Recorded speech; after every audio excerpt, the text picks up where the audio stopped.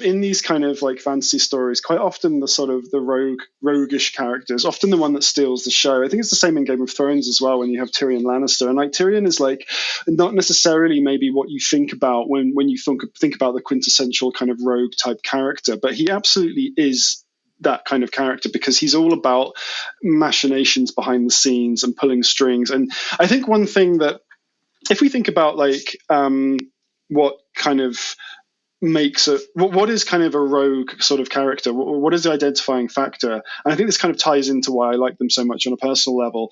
I think it's because they obviously come in many different shapes and sizes and whatnot, like there's many different kind of variants of the rogue, but I think what reunites them all is the fact that they all have to rely on their wits and their kind of ingenuity and their kind of intelligence to kind of change the situation to their advantage, and they will often do that without you even realizing they've done it. And I think that to me is just more interesting than kind of, as I said in like previous episode, like smashing someone's head in with a warhammer. There is totally a place for that, and I kind of enjoy that as well, you know. But not as much as I enjoy someone kind of using their smarts to kind of outwit an opponent in a kind of an ingenious kind of way. That to me is just much more satisfying. Like as a reader, I find that like just way more interesting. And I think from a writing point of view, I think it offers so many more kind of opportunities in terms of creating like an interesting character.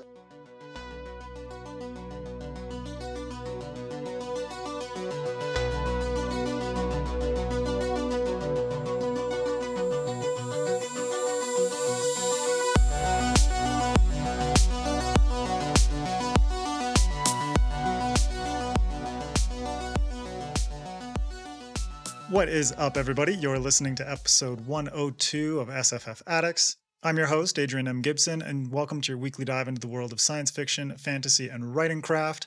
Joining me, as always, is my co-host, the Chewie to my Han Solo, the Joker to my Commander Shepard, my dear MJ Kuhn. How are you, MJ? Hi, I am wonderful. How are you?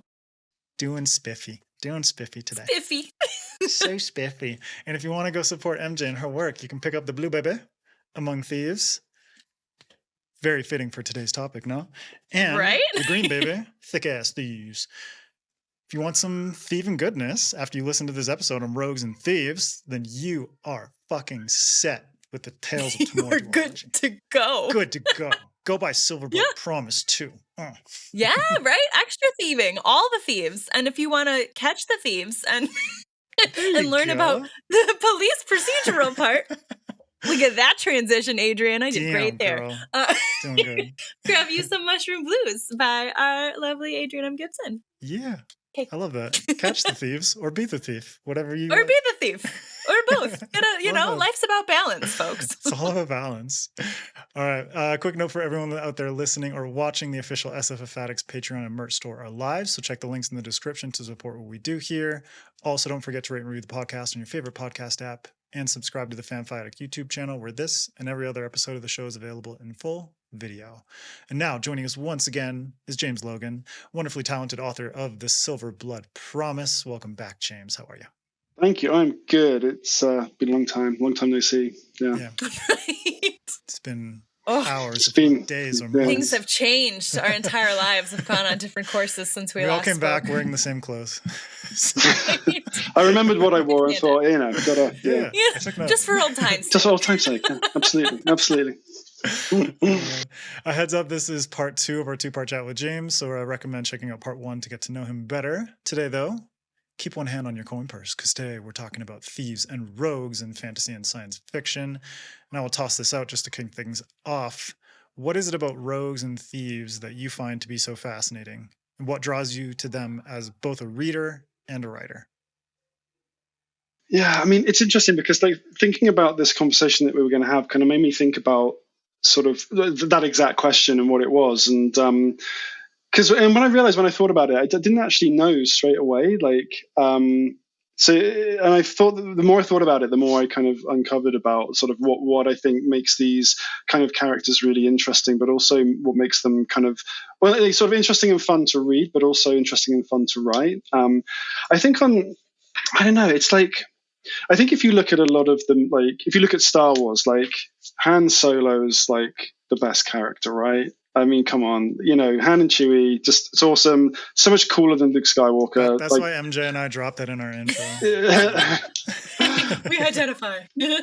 But I just feel like Han is the most. I just feel like Han Solo and Chewie are the most interesting kind of characters and the most interesting dynamic in that. And then I don't know, in Baldur's Gate 3, I think Astarion is by far the most interesting character. It's just fun, cool, funny, just interesting, dark, yeah. But you kind of feel like at the same time there's goodness deep inside that sometimes comes out, but you only very briefly get a glimpse of it, and then he goes back unless to being, you make him the super vampire. Then exactly. He breaks up with you. If you didn't know that, players, don't make him the super vampire. He dumps you. It's so rude. Wow. I got dumped by a video game character. I didn't make him the super vampire on my first playthrough, but I might on my next one just to kind of make that happen. But what a shitty guy. Oh, you become a super vampire and then Now he's so much better than me. Anyway.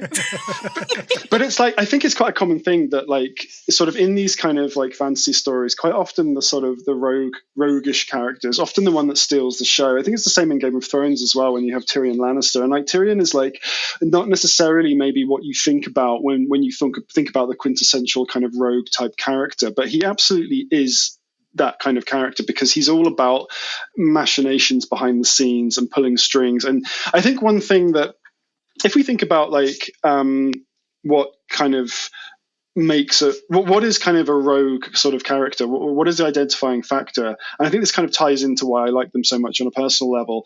I think it's because they obviously come in many different shapes and sizes and whatnot, there's many different kind of variants of the rogue, but I think what reunites them all is the fact that they all have to rely on their wits and their kind of ingenuity and their kind of intelligence to kind of change the situation to their advantage, and they will often do that without you even realizing they've done it. And I think that to me is just more interesting than kind of, as I said in previous episode, smashing someone's head in with a warhammer. There is totally a place for that, and I kind of enjoy that as well, but not as much as I enjoy someone kind of using their smarts to kind of outwit an opponent in a kind of an ingenious kind of way.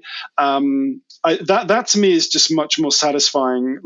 As a reader, I find that just way more interesting.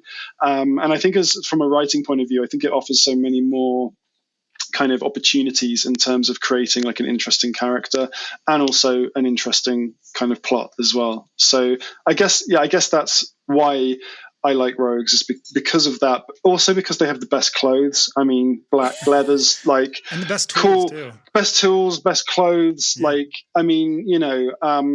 But also I think there's just something quite intriguing. There you see, look, there you go, on the cover of MJ's book. Hatchets, yeah. Well, look at those clothes. Exactly. Damn. Do you want chainmail and leather? Or do you want? Yeah, exactly. Do you want that, or do you want kind of just boring plate armor and mage robes or something? No, you don't. You want the cool, supple leather armor that is doesn't make a noise when you move. That's cool, right? That's and that Sith hood. Yeah, exactly. But it's funny, right? Because this is funny because we I think going back a little bit, sort of to the 2010s, which kind of feels like last week to me, but apparently was a decade and a half ago. Go figure. But in fantasy and kind of epic fantasy, those kind of hooded figure covers were completely ubiquitous. They were just everywhere, and to the point where it kind of became a running joke, and we would so people would laugh about it and stuff. But the point is, they sold books because people bought them because there was something about that hooded person kind of dynamic that just said adventure, mystery, intrigue, danger. I think it says so much just with that simple kind of depiction of a person in a cloak and a hood. But it's really simple, but it says so much. And I think that kind of the intrigue it kind of projects is just something that I think speaks to so many people. And I think that's why those kind of books, this is looking at it more from a publishing point of view, but I think that kind of intrigue and that sense of danger and betrayal and all those kind of things clearly spoke to a large audience, and I think that kind of says quite a lot about the kind of character that those covers represent, the kind of the thief, the rogue. I just feel maybe on some basic level they just have a certain intrigue about them that you just don't really get with a lot of other characters. and maybe that's why we're kind of drawn to them. Maybe that's why readers are drawn to them, and that's why maybe writers are kind of drawn to them as well. I don't know. They're just kind of they're kind of alluring, aren't they? They just have that kind of allure that you. It's funny because I'm saying all this, but like when I play RPGs, I'm always a mage. So what the hell do I know? I just, But when you read, you're always looking for that. Yeah, you can dabble in multiples. you can, and like that's and the kind of like the thief mage kind of thing, of which there are very many examples. And this is what I just said just now. Like there's all kind of variants and stuff, and I feel like with rogues in particular, there's so many different kind of variants you can kind of dip into. Like, so yeah. But no, I think that's to answer in a very roundabout way. That I think that's why I feel like rogues are just super interesting kind of characters. Yeah, well, when you're talking about the betrayal and all these kind of like darker elements, I feel like we can't really talk about rogues, thieves, gritty settings, these kind of things we're talking about today without bringing up the concept of moral grayness, a morally gray character. So I want to know how, and people are kind of all over the map, right? Oh, this character's super morally gray. And then people will be like, no, they're not because of X, Y, Z. How do you kind of define and approach morally gray when it comes to characters? And what's your advice for balancing the need for a character to be likable, for someone, the reader to want to live inside their head to an extent, with making them a little bit gritty? What's your advice there? Yeah, I mean, it's really interesting, isn't it? Obviously, you don't want to kind of veer off sort of too much into the kind of you don't want to make them too unlikable, I guess, is what I'm saying. Because I struggle actually with, boy, I'm going to go off on a tangent again. I did warn you guys that I do this, but so one of the things that's been kind of like really super interesting to me as a kind of a new author is seeing readers reacting to my work, and not necessarily just in the kind of like I thought it was great or I thought it sucked. Like that's interesting in its own way, but it's also seeing other people viewing your work through their own kind of lens, and just seeing how they categorize it and what they regard it as. And that to me is just super interesting because some people have there's sort of a little argument that's going on amongst people that have read Silverblood, and it's kind of split between people that think it is grimdark and people who think it's not. And I just find that super interesting because I don't think it is at all like grimdark. And I think the reason it isn't for me is because it has, I like to think it has real heart in it. I think that the characters, while they might not, their kind of general viewpoints might not always be in perfect alignment with society, and they might potentially have somewhat malleable kind of morals, I think ultimately they're trying to do the right thing. It's not just about themselves, it's about the greater good. And I think that's kind of like Lucan's sort of story. It kind of starts out with him doing, like, he's investigating his father's murder. He's trying to find out who's killed his father and why. And that's the kind of the driving mystery. But his kind of journey goes from being about that to then obviously he gets, I don't want to say too much because of spoilers and stuff, but he does kind of get tangled up in this much bigger conspiracy that threatens the whole city. And his kind of viewpoint changes from being kind of self-centered and pursuing his own goal to suddenly pursuing something which is tangentially related, but really it's also about a much bigger picture. And that bigger picture is kind of the one that he ends up sort of thinking about more almost, and kind of like finding out his father's murderer is kind of almost taking a back seat to that. And that was really hard during the writing process actually to do that, because I remember some of the early feedback I got was kind of like saying, this is confusing because he's doing this for half the book and then suddenly he changes trajectory and he's trying to do something else. So it did kind of become quite hard to sort of balance the needs of the plot against the kind of realism of someone kind of like changing the sort of direction that they're kind of running in. But I think it was necessary, because not just for the plot, but also because I think readers will ultimately connect more with a character that is kind of pursuing something that is greater than themselves. They're not just pursuing a personal goal that is only really relevant to them. They're pursuing something which is to the betterment of like a whole group of people. And I think Lucan kind of fits into the, like, as a kind of a rogue type character. I mean, he's not maybe like again, he's kind of like a bit like Tyrion Lannister, I guess, in the sense that he's not necessarily a conventional kind of rogue character. He's not like a pickpocket. He's not like an assassin. He's not like kind of like a cat burglar type who's going to be climbing walls and stuff. But he is kind of very smart, and he is, got a certain way of like manipulating events and he can do the whole con man thing as well to some extent.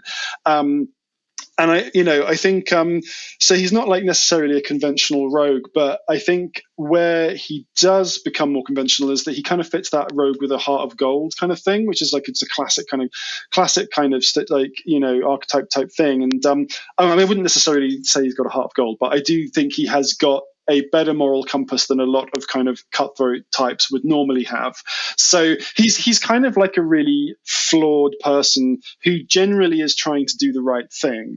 And I think that's the key, I think, to writing a character that is kind of like has roguish tendencies, but is also kind of likable. I think it's to make it clear that, like, despite being really broken in many ways and sometimes potentially being a bit of a dick, he's a good guy. Like, beneath it all, he's one of the good guys. So I think that's how you balance it. Whereas I have struggled a little bit with novels where, like, I'm a big fan of David Gemmell, and he once said that he was kind of like talking about the context of kind of like morally ambiguous characters, and he kind of said, look, gray kind of characters, morally ambiguous characters are great, but if you have too many of them, all you have is a gray novel.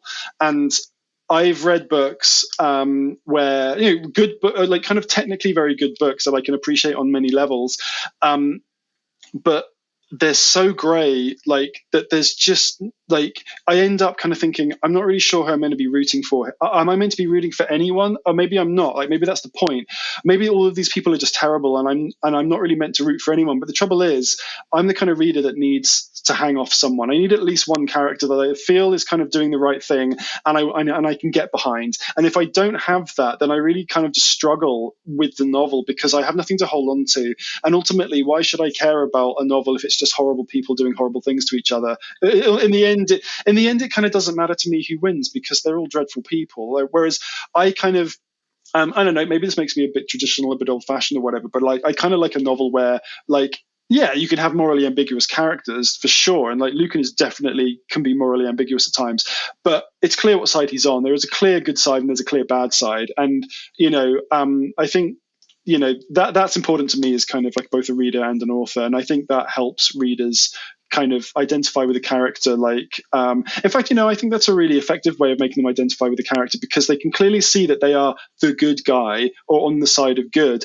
but at the same time, they are such a flawed character that they feel realistic. So I guess what we're really talking about here is kind of how do you kind of create a character which is kind of readers can sympathize with and empathize with, but also feels interesting. And I think one of the problems with the books that I read growing up, I mean, they weren't problems at the time, but I think if I returned to them now, I would probably struggle with them a little bit because a lot of the heroes in those kind of big epic fantasies, they're just, like the farm boys that have kind of got some hidden destiny or whatever.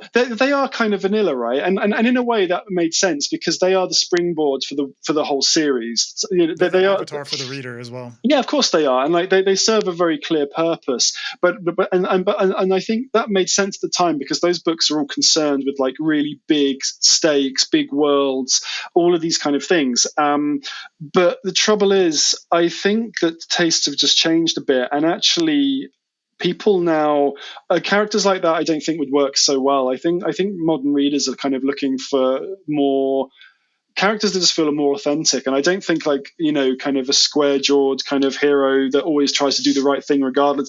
I don't think people can connect with that because how many people do we really? I mean, goodness knows the world needs more people like that for sure. But like like how many really? Even the best people, even the people I consider the best people in my life that I really would look up to, I wouldn't necessarily put any of them in that kind of selfless kind of category.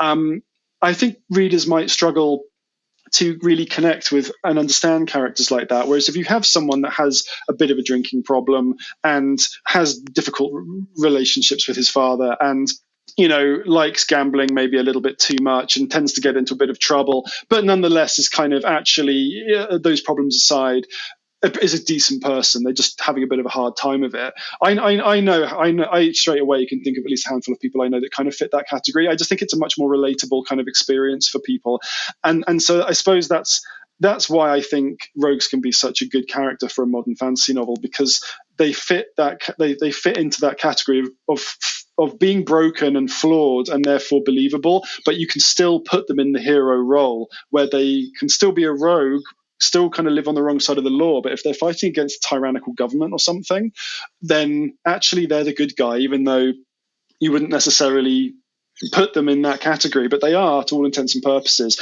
And that's where I think it kind of gets interesting, because like you can play around with like the morals of, you can dive into the kind of the morals of the character. One of my favorites kind of anti-hero rogue type characters is Waylander from the novel of the same name by David Gemmell. I'm not sure if you guys are familiar with it, but his one of the best opening scenes for a kind of a rogue character is literally the first scene of the book. Actually, no, this is a prologue, but the chapter 1, the first scene, Waylander walks into a clearing, and basically these bandits have stolen his horse, and they're now in the process of torturing a priest, because that's what they do. They're bandits and they're horrible people.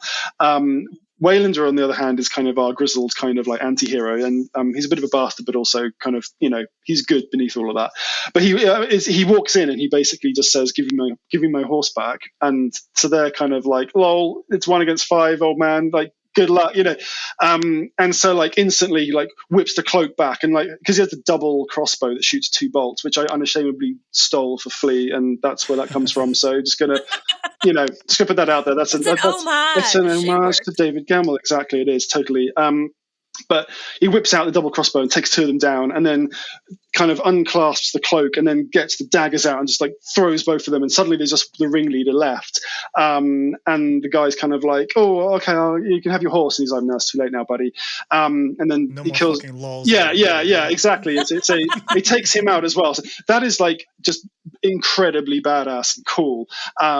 But what's really cool then is that he gets the horse, and then he goes to leave, and the priest who they were torturing is still tied to the tree, and he's like, excuse me, dude, can you like cut me down? And Wayland's like, why would I do that? That's such a cool moment, because that would never happen in one of those fantasy books that I read when I was growing up. The hero would never say something like that. But the fact that Wayland's just like, why would I bother? Like, who are you to me? Why should I expend the effort, kind of thing? And in the end, he does cut him down, because like I said, he's the good kind of rogue, But it's just such an interesting dynamic to have a main character that kind of thinks like that like, will probably do the right thing ultimately, but it's not necessarily his first kind of inclination. Also with Waylander, the interesting thing was he was the assassin that killed the king, and now he's the only one that can save the land. That's such a cool dynamic for a main character who, he is the bad guy. He is actually, in the eyes of the people of this country, he is the villain. But he's now the hero of the story, and his whole arc is a redemptive arc towards kind of redeeming himself and realizing that maybe he shouldn't have done that act that he did, and to some extent seeking to kind of make amends for it. But like immediately, that is a way more interesting arc to me than like, I don't know, some farm boy discovering that some ancient dude in their family line was some king or something, like or on the other end of the spectrum, like you were saying, like pure grimdark, where it's like, who am I supposed to root for? And I love that you're kind of touching on this, like you can have your rogues and thieves and these kinds of characters exist within a spectrum of morality. Yeah. But you can layer that, where it's like different characters have different sort of moral compasses, and you can have people that lean more towards being identifiably good versus identifiably bad within the context of this. And then within all of that, you can have a world and a setting that presents opportunities for these characters to act and show the readers where they stand, and that can fluctuate all the time. So it's like you can have them make bad decisions and you can have them make good decisions. And so I wanted to ask you about like how we fit characters like rogues and thieves into the settings that they live in and steal and cheat in and all this kind of stuff, and how you went about approaching the world, approaching the city of Safrona.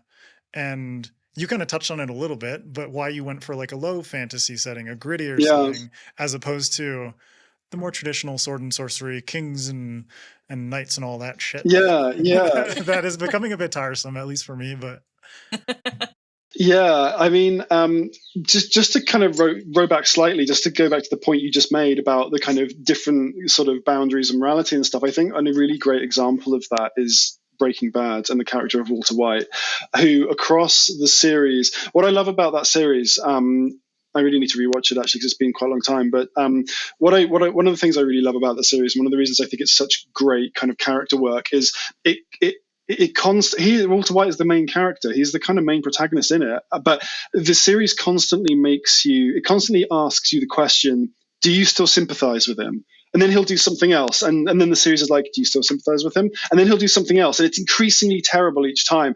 But nonetheless, you still find yourself thinking, I still kind of want him to win, though. Like, I still kind of feel like I can support him. And it gets to the point where he's doing some really terrible shit. And you're kind of like, yeah. And then you're like, no, wait, this is wrong. This is so wrong. But it's really smart the way it kind of like gets you to buy into that. And it plays with that morality so well. And just by keeping pushing it and then making you decide whether or not you feel like it's okay what he's doing. And I just think that's incredibly smart and great storytelling. And I just thought of that when, the point you just made about like different ranges of morality and where they sit. But I mean, in terms of kind of creating the sort of fantasy world, I mean, this kind of that these kind of people inhabit, I think this kind of goes back to what we were just talking about the pirates and their articles on the ships. They essentially created this world for themselves because they'd fled. Most of them came from like merchant vessels and the Royal Navy, and like where like discipline was enforced absolutely brutally.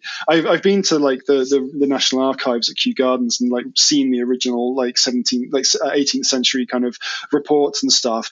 Really, really wild. Like it takes like an hour to read a short paragraph because it's like copper plate Gothic kind of writing, and you're just like, I have no idea what this says, and like it just takes forever to read. But like, it's insane because you're reading it and like you're just getting this like glimpse into like 300 years ago, and like reading about these really horrendous things that like the punishment that was enforced and the way these people were treated, these men were treated.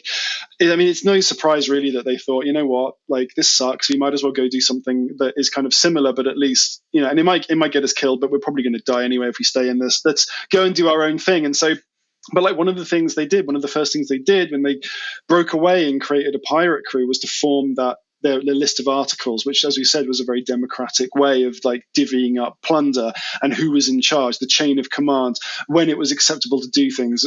All of these like really, and kind of, I can't really like think of it off the top of my head. Like some of them are really quite specific and like really. So it was a really structured life. And we think of pirates as kind of being like swilling rum and just generally being riotous and kind of like absolute mayhem. And it kind of was at times, particularly if you were on Blackbeard's crew, because boy, that would have been interesting because he was definitely crazy. But the fact that they actually, that image we have isn't really realistic. Like they had these very structured, like kind of societies that they built for themselves. Even down to like having like like Tortuga or whatever, the pirate kind of hideout, so all the crews would go and basically just like hang out together or do their thing, but like it was kind of neutral ground. And so even there it was kind of, there were rules, and that's what I find like so interesting is these people were criminals, and in some cases they were really bloodthirsty, hardened criminals, and yet they had this code that they lived by. And so I think that's super interesting, but it's also when it comes to world building and creating like a criminal underworld, I think you need to think of it in that way. I think you it's not just enough to go, oh, they're criminals, they just kind of do criminal stuff. It's like, no, actually, like they're human beings, and human beings always have structure. Like they always have like these kind of, it's ironic because they're kind of like they're criminals because they don't like the law, but they create their own kind of laws anyway. And I think if you read Scott Lynch, for example, like Lies of Locke Lamora, I think the underworld in that book is just like it's incredibly like there's a clear defined structure that he's clearly thought about a lot, and he's like, well, who is in charge and how do the chains of command work and who reports to who and who takes what share of the. I kind of like tried to dip into that a little bit in Silver Blood, but there wasn't really like the story didn't really allow me to do it too much. One of the things with Silver Blood, actually, without wanting to go off on a huge tangent, was Ashra originally had her own POV storyline in the book, and we got to see a huge amount of the underworld stuff going on, and we saw a lot more of it than we do in the finished book. I had to take it out because it made the book way too long, yeah, that was a shame, and also just a real headache because I had to kind of rewrite the last part of the book, because obviously she still appears in it, but now like the reader doesn't have the benefit of seeing her backstory, so they have no idea who she is. So I had to kind of like find out a way of like how do I introduce her, and so when she turns up they know who she is. And it took me a few attempts to get that right. It was really difficult, but yeah, so originally you saw a lot more of the underworld, and I did have a lot more about how kind of how it was structured, and like you've obviously got the Twice Crowned King, who is the kind of the ruler of the underworld, but it had a lot more about how they control it, and the power structures and the little rivalries that you have. So I think this is all, this is all stuff I think that it makes sense to think about when you're building a world, particularly one that's focused on these kind of people pursuing these kind of endeavors.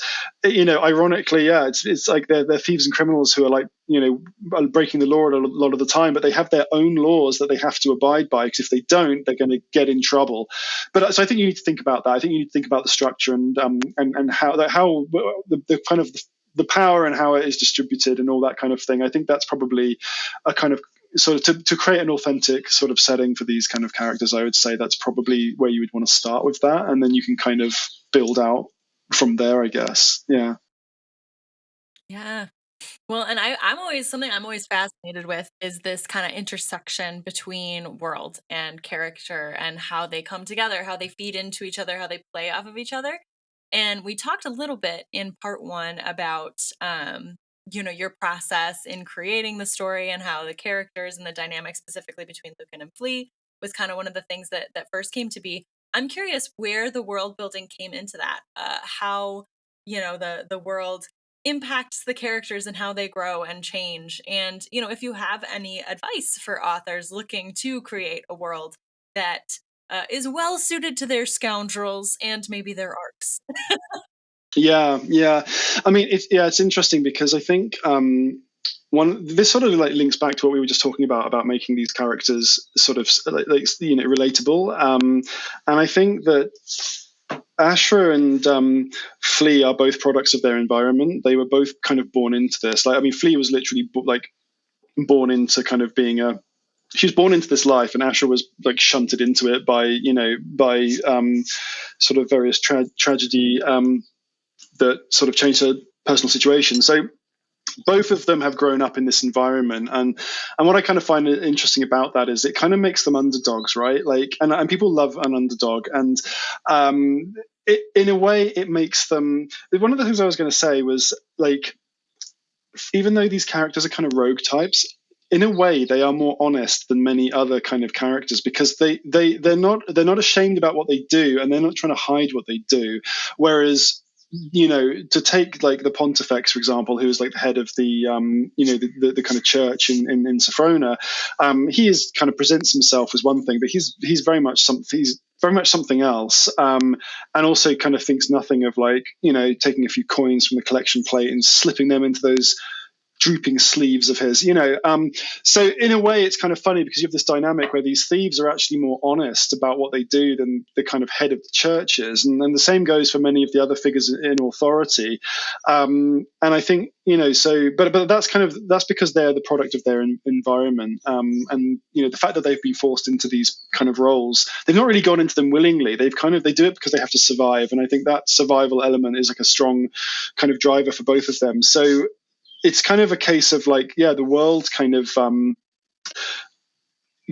I suppose, making them like that, but I think that really engenders kind of the sympathy kind of vote from readers in a way. But that's kind of a way that I suppose that the world has kind of impacted on like those particular characters. But I think the same is also true of kind of a lot of the, I suppose, Sophrona is like, it's kind of a trade city. That's what its main characteristic is, like the idea that you can buy anything, you can sell anything can be bought, whether it's like some fish or it's like someone's death. There's anything can be bought there, and I guess that in a way, like, buying and selling, it becomes part of the sort of everyday currency of everyday life, I suppose. And to some extent, that's going to like affect everyone. And when you're growing up amidst all these trappings of like extreme wealth and extreme poverty, it's kind of like, it just everything feeds into this kind of this, I suppose, it's creating this materialistic kind of, I suppose, to some extent, a really materialistic kind of environment, to some extent, where I suppose the rich people want more of it, and the people who have nothing kind of are trying to just get something. And,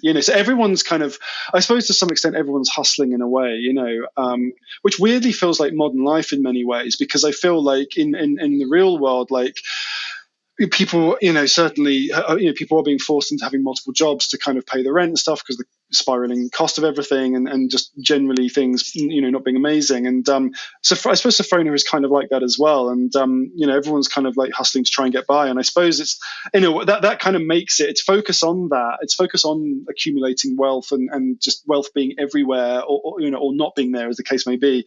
Put such a focus on it, and I suppose that kind of makes it it makes it part of everyday life, and it makes it an obvious kind of environment to kind of tell this kind of story of kind of people who are struggling to survive, and people who just want more power because the power they've got already is not enough. I suppose ultimately, like, it's about, one of the main kind of themes, I suppose, of the book is power and the distribution of power and the abuse of power. And that wasn't never intentional. I don't think about themes when I'm writing. I don't kind of think, I'm going to write a book about, such and such a thing. That's just not really how I approach it. I just want to write a book that is fun and will make people kind of just burn through the pages. But it's inevitable that, like, none of us live in a bubble, and we're all influenced by things, particularly the times that we're living in. And it's inevitable that these things will creep in. And kind of, when I started writing Silverblood in like 2015, and I finished around sort of, 22, 21, 22. And like that, when you think about where the world was before that and where it was afterwards, so much happened in that kind of 6 years. Like, you had Brexit, you had Trump, you had Ukraine being invaded, you had COVID, you had like the global environmental crisis. Like, the world felt like a really different place. And it's, and a lot of that, I think, a lot of those really terrible headlines and a lot of the things that we lived through, they all come back to power and who has it and who doesn't, and what they choose, and what those who do have it, how they choose to use it, if they choose to use it at all.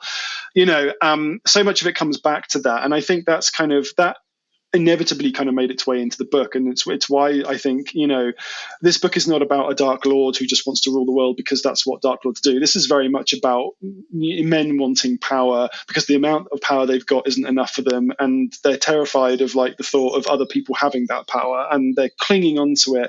And kind of like, this is actually going back to what we talked about before we even started recording, just, about misconceptions of like the identities of countries that existed in some kind of imaginary illustrious past. But that's very much what the motivation for these people in this story is. The antagonists are very much like wedded to this idea of some glorious past of Sophrona, and they want to kind of try and return to it. And their entire conspiracy is built around that desire.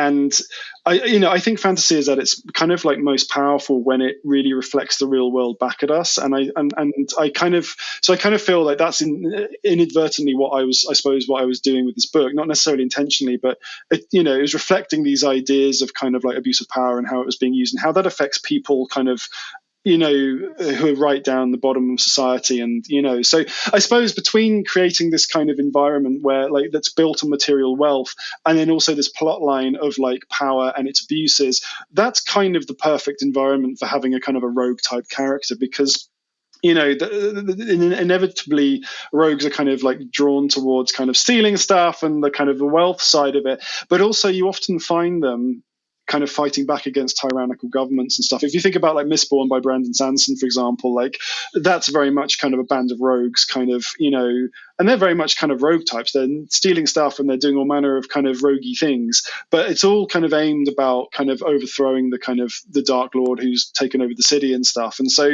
they're kind of fighting for the greater good. And so I suppose, I guess, and I didn't really realize I was doing this, as I said, and as I said to you, Adrian, like when we were talking earlier, it's like sometimes I just, I look at how the book turned out. I don't really know how it got there. It just kind of did over the course of like writing and rewriting. It just kind of got there. So it's kind of hard to say one thing or the other about it. But looking at it now, and it's quite interesting because this conversation has made me look at the book in a slightly different way. Looking at it now, I can see that, whether it was deliberate or not, the book has got those kind of societal power structures in place. It has got the material wealth element in place, and that's helped tell the story, and it needs to be there for the story to work. So I get, this is like a really very long-winded answer to your question, but like I guess that's how you create a world to kind of, for the story to take place in. It's like, what does the character need, but also like what does the story arc need, like what does the plot kind of need, and then I guess it's a case of making sure you've covered those bases, I suppose, is what I'm saying. You got me thinking about something really particular that I hadn't thought about when it comes to rogues and thieves and these kinds of roguelike characters, is just like the notion of negotiation, and how so much of what they're doing is a negotiation of some aspect of their lived experience and the world that they inhabit. Yeah. Whether it's like the villains in the Silver Blood Promise and their sort of negotiation with their idealized version of the city and how they're going to go about sustaining what they have, their power, accruing more power, all that kind of stuff. But rogues and thieves are constantly in negotiation, whether it's like using their cunning to get out of a tricky situation, or it's talking to someone who inhabits like a different strata of society, or whether they're, you know, like you brought up Mistborn, but it also happens in the Silver Blood Promise where there's like a character from a lower status circumstance who's kind of like sneaking into a party with you know, like posh upper class people and that kind of thing, and the negotiation that they have to play in terms of portraying something that they aren't in order to sneak through a situation and uncover information and that kind of stuff. And so I love this idea of negotiation and how it's constantly present through the characters and their arcs, but also the setting. And you know, I think like grittier settings kind of allow for a more interesting breadth of negotiations as opposed to, you know, traditional sword and sorcery with castles and lords and that kind of stuff. There's not so much negotiation there because the lord has ultimate power. Yeah. And so how is someone from a lower status going to be able to, you know, overcome that sort of social? Yeah, I mean, absolutely. And that's a really interesting point. And I think it's the negotiation thing is a really interesting point. And it's kind of, I think when you're in a rogue and you're kind of a rogue performing those kind of roles, you are constantly asking people a question. And the question is, do you believe me? Do you believe what I'm doing? So like, obviously there's well, I don't want to say anything for spoilers, but there's obviously like there's a sequence where Lucan impersonates kind of someone of a completely different occupation and uses that to infiltrate a particular place. And the whole time it is a negotiation in a way. It's him kind of saying to everyone he meets in that environment, "Do you believe I am who you think I, you know, who I say I am?" And it is this kind of, and they're in turn kind of having to have that own conversation with themselves about like, this guy feels a bit off.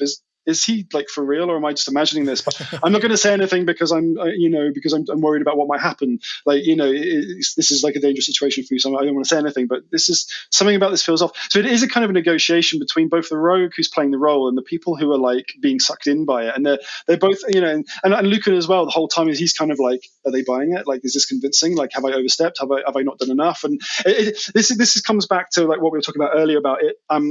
It's really fun to write these characters as an author because it just gives you so many different options in terms of how you can play something, and also so many different situations that characters could find themselves in. So like Lucan impersonating someone, or any rogue character impersonating another person, it's kind of like there's a performance element to it, and so it's like, are they doing enough? Are they not doing too much? If one other character says something to them, how should they react? They know how they would normally react, but they're not playing themselves. They're not themselves. They're playing someone else. So they have to like there's all this double thinking going on, and like that can lead to some really interesting places. And actually, like, again, not spoiling anything, but Lucan ends up finding himself in a really quite desperate situation simply because someone asked him a question and he doesn't know what the appropriate answer would be, and he could just say, no, I'm not doing it, and that would be fine. But he doesn't know that. So he kind of hedges his bets and goes, oh, okay, I'll do it.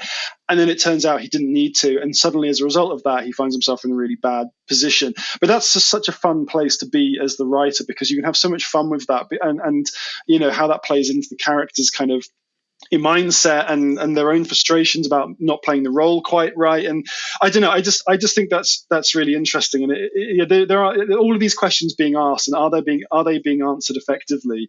But like to kind of move on to your point about, I think, like, again, with the classic epic fantasies, like, you have these kind of like medieval Europe kind of like sort of landscapes, and you know, it's fine. It does the job, and you can do interesting things with them. I mean, George R. R. Martin certainly did well writing that kind of setting, because he was prepared to do different things with it. But the problem with it is, because you're on that scale, there's such distance between everything. And like, you know, when you're working to that scale, it becomes really problematic, as we saw in the final kind of stages of Game of Thrones, when they had all this cool action stuff happening. But the trouble was, the setup was not geared up for that kind of story. because it went from being a kind of slow burn political kind of thing to then suddenly being much more of an action adventure kind of focus, which was fine because dragons. Yeah, like, exactly. How did they get from here to there so Yeah, fast? and I don't mind that, because like I love action adventure as much as I love kind of like political intrigue and stuff. So the fact that it kind of segged into this kind of action adventure thing, I didn't mind that too much. The trouble was they had this massive setting that was not built for that, and this goes back to what I was just saying about building the city to kind of accommodate the characters in the story. The massive scope of that Game of Thrones, of Westeros, of that world, it's far too big for such a small kind of action-packed story, and that's why you had all these characters just teleporting around, and it got kind of ridiculous, right? And it's why you had kind of, Arya's like 1 minute she's in Bravos and suddenly she's at the Twins, like just stabbing Walder Frey or whatever, and it's just kind of like, that's cool, but like it doesn't make sense because that journey takes weeks and she was there 5 minutes ago. So that kind of that I think is like one of the limitations of having a big kind of scope like that. I mean, it obviously offers a lot of benefits. If you want to write a big war kind of thing, epic, that's where you go. But I like the fast, action-packed, action adventure stuff, and that requires the smaller canvas, I think. Particularly in this kind of like fantasy genre, and obviously for like Indiana Jones, you've got planes and stuff, so you can fly around the world. That's cool. We got the cool map transition. Yeah, right, exactly. And so it's fine. But like when we're working within the confines of like a novel, and it kind of like with a roughly Renaissance kind of era level of technology, you just don't have those options. So you have to make sure the setting is built to accommodate it. And I think that's why the city kind of based adventure just works so well, because you have all of these, like you have the whole breadth of humanity like in one place. You have the really super rich people, and you have the really poor people, and you have everyone in between who's just kind of like this like mad rat scrum trying to kind of like just get a little bit higher on the chain. But all of this is kind of thrown together, and like and you can, it just makes a really interesting environment. And I think London, in a way, to like use a real world example, is quite interesting, because like particularly like South London, where I kind of have lived for like the better part of a decade, it's just crazy because like you have like super rich people, like super rich neighborhoods right next to like areas of massive poverty, and they are literally like a stone's throw apart. And like it's the only part of the city that really I think is like that. Like the other areas are more kind of one thing or the other, but like South London is just this mishmash of kind of like super exclusivity and then just super poor. And like Grenfell, where obviously the fire was, I don't know if you heard about that in the States, but where the awful like tower block was set on fire and like it was horrendous. But like that's in a really rich kind of part of London, like and so you have this like massive discrepancy. But I think that's what lends really kind of interesting, dynamics to the story. Particularly with Grenfell, you had like politicians, because they're like conservatives, they tend to be quite well off, like, and they're the party of the rich, right? And so they're suddenly coming and having to kind of engage with like these people who are just completely different social status, and like you could see they just didn't know how to do it. They didn't know how to talk to these people, and it's like they're just people, dude. Just kind of be sympathetic to them. They suffered really horribly. Just be human, but they didn't know how to do it. And so that interaction between these completely different demographics and social demographics is just super interesting, and I think there's so much you can lean into in terms of like storytelling with that. And I think that's why a city is such a great place to kind of set these stories, because as I said, you have the strata of the society all in one place. You don't have to kind of go too far to find it, and it just makes it so much easier to write something that kind of links into all of these things but is also pacey at the same time, and like manages to not get kind of bogged down in, because like in Game of Thrones you have whole chapters where like someone is traveling somewhere, and it's like I love George R. R. Martin's writing. I think he's brilliant, but like there's some chapters where you're like, this is just a placeholder, and you can tell, and he's just having to come up with stuff that happens to kind of fill the time. And that to me, I don't like that. To me, it doesn't. It's completely necessary, and I totally understand why he did it. He had to do it, but I don't feel it's not particularly effective storytelling, I guess. And I try to kind of avoid that, which is why the city setting kind of is so good, because it helps you avoid that, I guess. So I agree.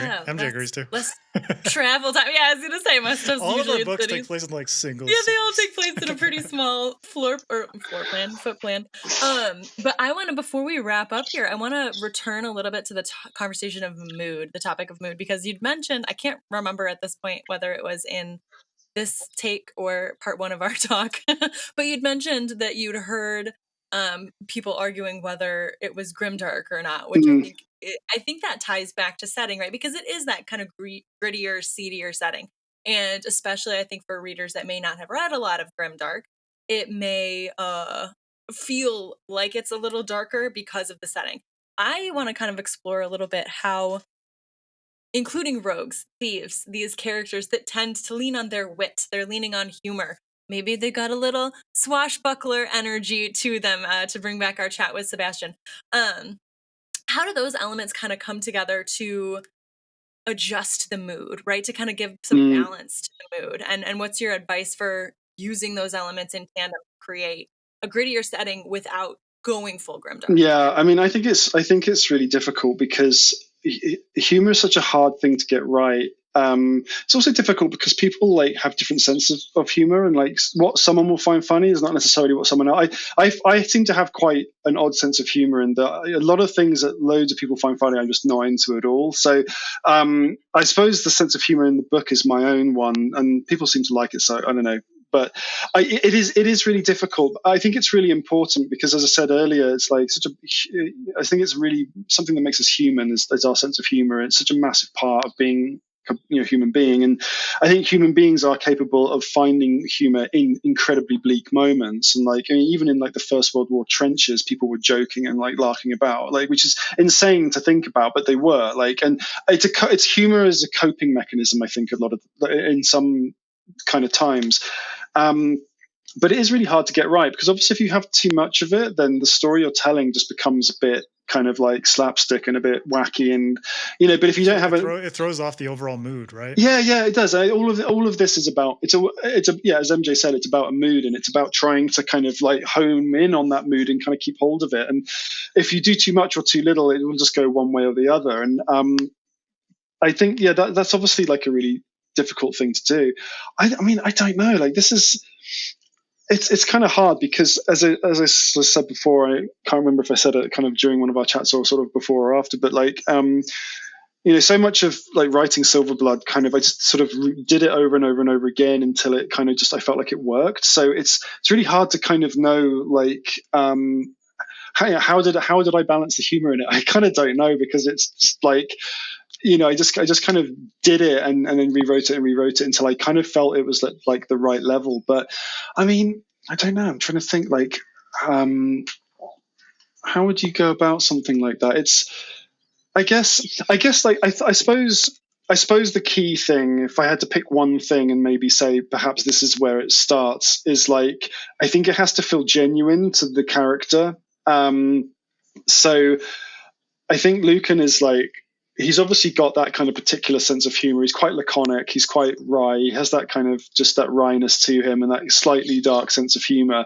It's very much part of his character. And so I think it doesn't feel unnatural that he would be in quite a difficult situation and would come out with like a humorous line. It kind of feels like the sort of thing he would do. I think even if he was kind of like on the front line of a battle and someone was like this war horse was charging towards him with a lance, he'd probably still think something quite funny, like because it's just kind of who he is. So I think the humor being genuine is the most important thing. I think the same is true of Flea as well. I think she has that certain kind of the banter that they have. I like to think. I mean, this is me kind of saying, oh yes, I wrote this really genuine humor, and I'm assuming it works. I think it works, and like people seem to like it. So I'll but.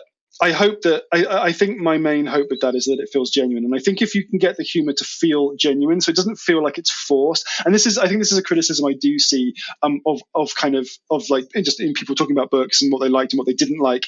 And I think when it comes to humor, I think one of the main complaints that people make is that it just didn't feel like it belonged in that particular scene. So I suppose what I'm saying is you need to pick your moment. You need to pick the right moment. It needs to feel natural to the character, but it also needs to feel like natural to the scene as well. Like, and I think if one of those isn't quite in alignment, then it might just feel like it's a bit forced. I suppose I guess that's how I would kind of. But one of the good things about writing rogues is because they're kind of a lot of them are kind of like have that sharp, witty banter, silver tongue type thing going on. I think it means that the chance for a joke is always there. So it's really just a case. You don't have to try and force it. I think it's kind of always there.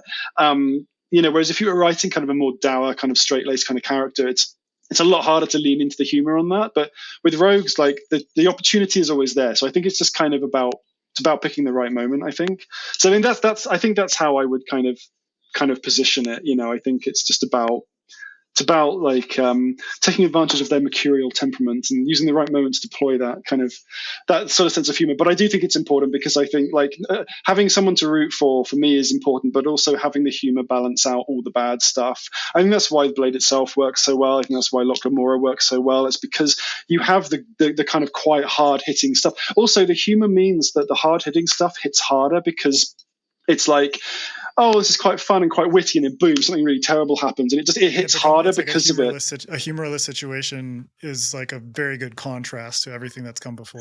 Yeah, and this also kind of ties into the low magic thing because like even though I kind of play like wizards and stuff when I'm role playing, like playing Baldur's Gate or whatever, I'll always be a mage character, but like the kind of the fiction I write tends to be quite low magic because I feel the reason for that is because when you do have a moment where the magic comes, it's that much more powerful, I think. Whereas when you've got a character that's just like flinging fireballs around, it's like, whatever, it just becomes normal. But like when it's kind of sparse, then and it's rare, then when it happens, not only is it surprising for the reader, but it's also surprising for the characters as well, because they maybe are not used to it. They're not used to seeing it. And certainly that happens in Silverblood. Like some of the magic in that, Lucan has never seen it before. And he's actually someone that has seen magic before. So it's not unfamiliar to him, but this kind of magic, he's never seen it, and that for him is kind of a mind-blowing moment, which means if the character is surprised by it, then the reader will be surprised by it, or should be surprised by it as well. So it's kind of, it's using that same principle. It's about kind of trying to keep things in moderation and then picking the right moment to kind of deploy them, and that can apply to humor, it can apply to the magic, it can apply to any kind of sort of world-building element, I think. So I think that's quite a good rule to follow in general, I think, is what I would say. People read the scene. Yeah. That's my rule. I'm going to stick to it. So I like it. I love it. All right, well, that's it for this mini masterclass in our two-parter with James. Thank you so much for thieving with us today, my friend. It's been a pleasure. Thank you so much for having me. It's been great. Thank you. As well, for anyone who contributes to our Patreon at $10 or more a month, you can hear a reading by James from the Silverblood Promise. It's out now in the UK. Go get yourself a copy, and it's out very soon in the US, May 7th. James, where can folks find you online? Oh boy, yeah. So mostly Instagram, James Logan Author. Yeah, James Logan Author, and that's also my Blue Sky and Threads handle, though I don't appear on them as much. Also on Twitter as Spec Horizons. But yeah, like I said, mainly Instagram, and also my website, jamesloganauthor.com. Fantastic. You can also follow SFF Addicts on all the socials at sffaddictspod. You can follow me at Adrian M. Gibson. You can go pick up my book, Mushroom Blues, in paperback, hardcover, ebook if you want some mushroom goodness. MJ, what about you? Yeah, you can find me across all major social platforms at MJ Kuhn Books, all one word. Or you can just go to my website, mjkuhn.com, and all the links to everything are there. My socials, my newsletter, buy my books, all of it. Support the TFF, the Thorn Food Fund. Yes, the Thorn Food Fund. Don't forget, people. All right. Well, yeah. Thank you, everyone, for listening. Now, keep reading, keep imagining, and we'll see you next time on SFF Addicts.